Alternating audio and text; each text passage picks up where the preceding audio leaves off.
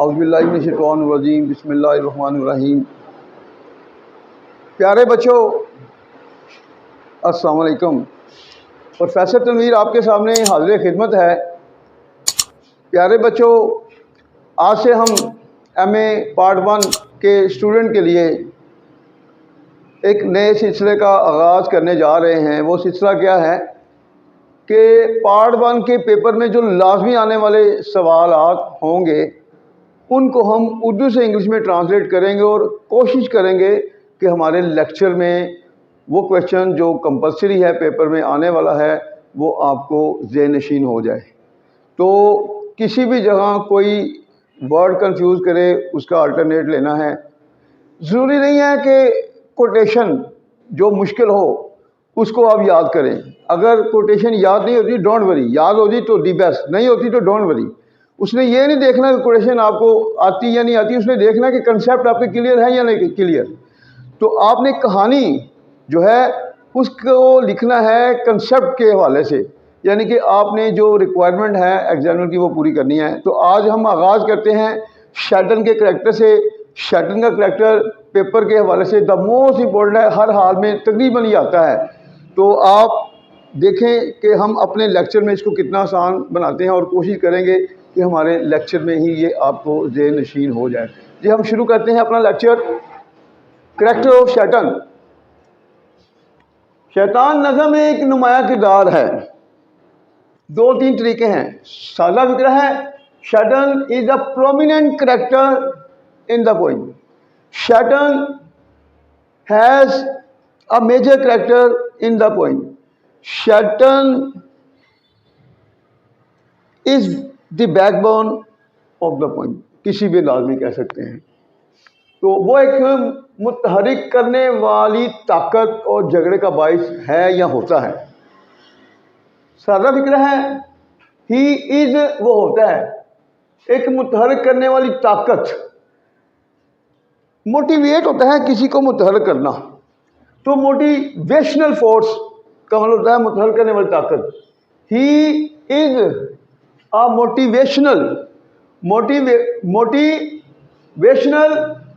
Force and cause of conflict.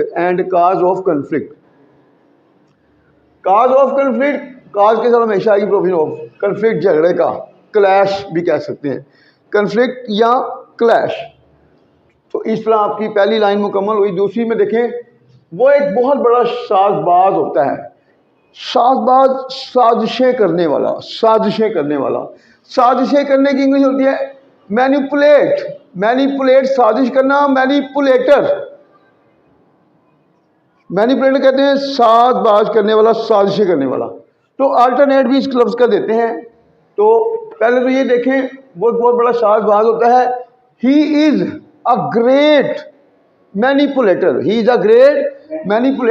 वो बहुत बड़ा साजबाज होता है। ही इज अ ग्रेट हाइपोक्राइटिक, वो बहुत बड़ा मुनाफिक होता है। हाइपोक्राइटिक बहुत बड़ा मुनाफिक होता है। ही is a very cunning person. अगर ये नहीं रहता, ही is a very cunning person, cunning मक्कार, जो मुख्तलिफ साजिशें करता है। ही is a very cunning person, वो एक मक्कार आदमी होता है। कहा जाता है प्रेजेंट डेफिनेट का पैसिव है। अगर प्रेजेंट डेफिनेट के पैसिव में ऑब्जेक्ट नहीं है तो उसका ऑब्जेक्ट हमेशा इट होता है। कहा जाता है इट इज सैड, कहा जाता है। ये कोटेशन आ गई। शैतान साजबाजी का एक शाहकार होता है। सादा फिक्र है, शैतान is a masterpiece. Shahkar, masterpiece. शैतान is a masterpiece of manipulation.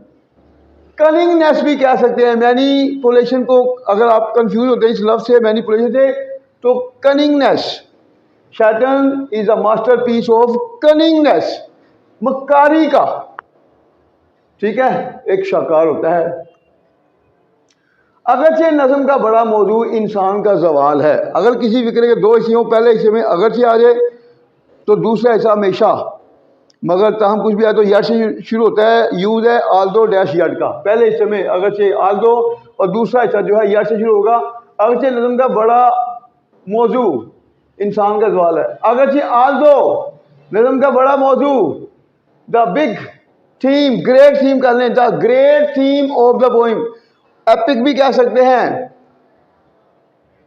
नज़म और एपिक में क्या फ़र्क होता है वो भी मैं आपको बता दूं। एपिक उस नज़म को कहते हैं एपिक जिसमें इंसानों के अलावा डिवाइन क्रिएचर भी शामिल हों।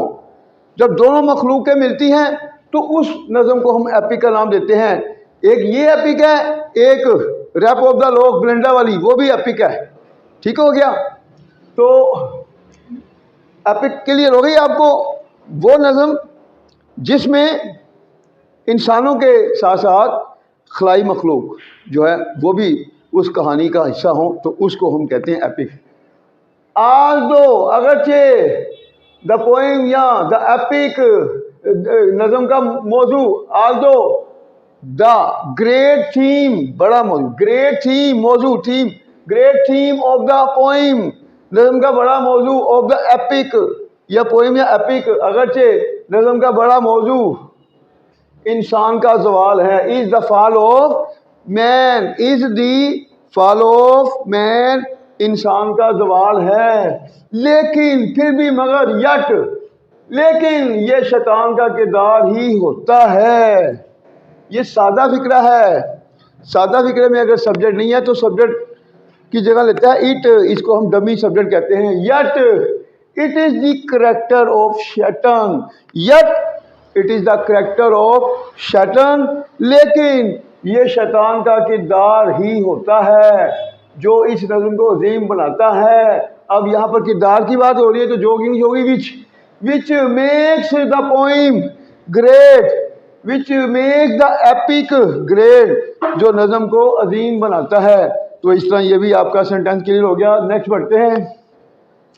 खुदा और इंसान के सबसे बड़े दुश्मन की तस्वीर खींचने के लिए मिल्टन अपनी तमाम शायराना ताकतों को इकट्ठा करता है, बल्कि ताकतों को इस्तेमाल करता है। अब ये देखिए, सबसे पहले हम क्या करेंगे, मिल्टन अपनी तमाम शायराना ताकतों को इस्तेमाल करता है। ये ले आए present definite. Milton uses, Milton इस्तेमाल करता है अपनी तमाम शायराना ताकतों को, all his poetic forces, all his poetic forces, अपनी तमाम पावर भी कह सकते हैं, पोइटिक पावर या फोर्सेज, अपनी तमाम ताकतों को इस्तेमाल करता है। किस लिए करता है? खुदा और इंसान के सबसे बड़े दुश्मन की तस्वीर खींचने के लिए। अगर के लिए का लफ्ज आ जाए, के लिए से पहले वर्ब आ जाए तो फिर के लिए की टू, टू के बाद फोर वर्ब की फसम टू डिपिक्ट, टू डिपिक्ट खींचने के लिए, डिपिक्ट खींचना नहीं तो कह सकते टू शो, दिखाने के लिए। क्या दिखाने के लिए? सबसे बड़े दुश्मन की तस्वीर, to show the picture of the greatest enemy of God and man, to show the greatest picture, सबसे बड़ी to show the picture, तस्वीर दिखाने के लिए, to show the picture of the greatest enemy, greatest enemy भी कह सकते हैं, आर्च एनिमी भी कहते हैं, आर्च एनिमी या ग्रेटेस्ट एनिमी। आर्च का मतलब भी सबसे बड़ा दुश्मन, द ग्रेटेस्ट एनिमी या arch enemy of God and man, of God and man. तो इस तरह आपका ये भी लाइन आपकी मुकम्मल हो गई। नेक्स्ट देखें, कहा जाता है, फिर present definite, it is said, it is said कहा जाता है। शैतान इंसान का सबसे बड़ा दुश्मन और खुदा और ईसाईयत का सबसे बड़ा हरीफ, खुदा के मुखालिफ बागी और खोया हुआ सबसे बड़ा फरिश्ता होता है। ये कोटेशन है, ये अगर याद होती है तो दी बेस्ट, अगर नहीं भी याद होगी तो आप ड्रॉप कर सकते हैं। बहरहाल हम कोटेशन को आपके सामने ले गए हैं, देख लें। शैतान is arch enemy of man, arch enemy सबसे बड़ा दुश्मन, शैतान इंसान का सबसे बड़ा दुश्मन होता है। द एडवर्सरी ऑफ गॉड, खुदा का सबसे बड़ा हरीफ। एंड क्रिश्चियनिटी, खुदा और ईसाईयत का सबसे बड़ा हरीफ होता है।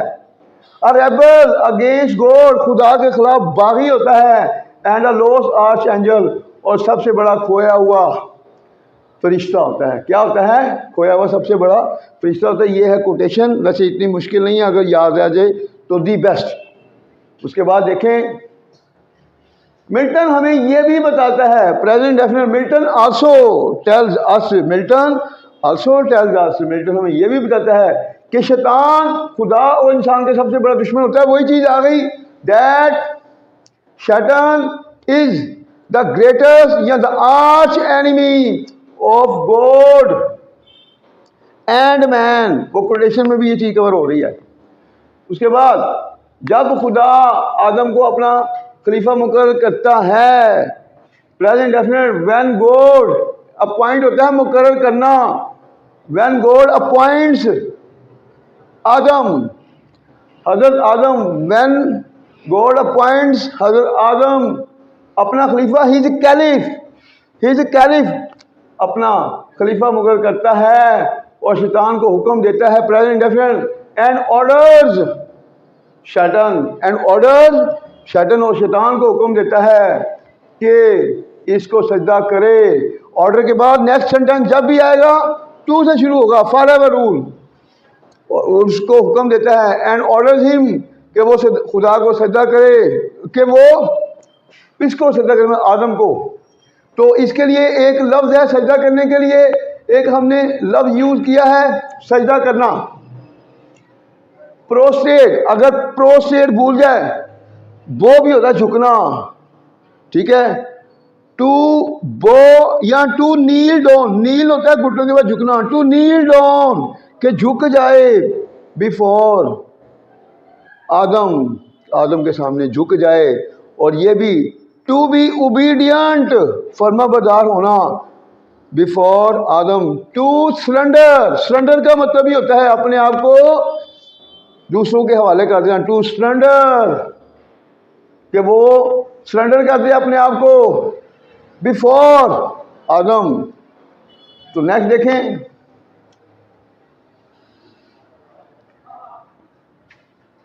तो शैतान ऐसा करने से इनकार कर देता है, तो कौमा शैतान रिफ्यूजीज, शैतान रिफ्यूजीज, शैतान इनकार कर देता है, टू डू सो, शैतान ऐसा करने से इनकार कर देता है। और उसकी यही इनकारी जन्नत से, उसकी यही इनकारी उसके जन्नत से जलावतनी का बायस बनती है, जन्नत से उसकी जलावतनी का बायस बनती है, और उसकी यही इनकारी जन्नत से उसकी जलावतनी का बायस बनती है। और उसकी यही इनकारी, एंड हिज वेरी होता है जब किसी पर जोर दिया तो very, and his very refusal, और उसकी यही इनकारी काजिज सबब बनती है। काज जब एज ए वर्ब आएगा तो फिर काज के साथ कभी कोई प्रपोजिशन यूज नहीं होगी। काजिज, हिज, जलावतनी, एक्साइल, एक्साइल कहते हैं जलावतनी को, डिपोर्ट, जलावतन करना। काजिज हिज एक्साइल, उसकी जलावतनी से बनती है जन्नत से, from the paradise, exile from the paradise. तो आपने देखा कि अगर आप बल्कि एक्सपल्शन भी कह सकते हैं। फिर देखें, और उसकी यही इनकारी, and his very refusal, causes his repulsion भी, एक्साइल भी कहते हैं, रिपल्शन भी, फ्राम द पैराडाइज, जन्नत से उसकी जलावतनी का सबब बनती है। ठीक हो गया। तो अगर आप 2 दफ़ा इस लेक्चर को सुन लेंगे बार बार तो इंशाल्लाह ये कभी ज़िंदगी में आपको कभी कंफ्यूज नहीं करेगा। जैसे जैसे हम प्रैक्टिस में आते जाएंगे, जैसे जैसे आपको आपकी जो ट्रांसलेशन भी स्ट्रॉन्ग में होगी आएगी, मतलब स्ट्रॉन्ग बनेगी, प्लस आपकी सेल्फ राइटिंग भी कंट्रोल में आएगी, वोकैबुलरी भी बनेगी, और इंशाल्लाह डे बाय डे आपकी प्रैक्टिस इतनी अच्छी हो जाएगी कि पेपरों से पहले जस्ट कहानी की उर्दू पढ़ेंगे तो आप खुद ही उसको कहानी को ट्रांसलेट करेंगे। और जब इस पोजीशन में बच्चा आता है तो एक एक रात में एमए इंग्लिश की तैयारी हो सकती है। ऐसे नहीं हम कहते कि जी एक रात में एमए इंग्लिश की तैयारी करें, वो बच्चे जो रट्टे की पैदावार होते हैं उनके लिए अजाब है। तो इंशाल्लाह हमारे साथ रहें, हमारे चैनल को लाइक करें, सब्सक्राइब करें और आगे शेयर करें। वो लोग जो आपको डराते हैं कि एमए इंग्लिश इंतहाई मुश्किल है, आप उनसे बचें, वो सबसे बड़े आपके दुश्मन हैं। एमए इंग्लिश इंतहाई आसान है अगर आपको सेल्फ राइटिंग आती है। इंशाल्लाह। अल्लाह हाफिज़।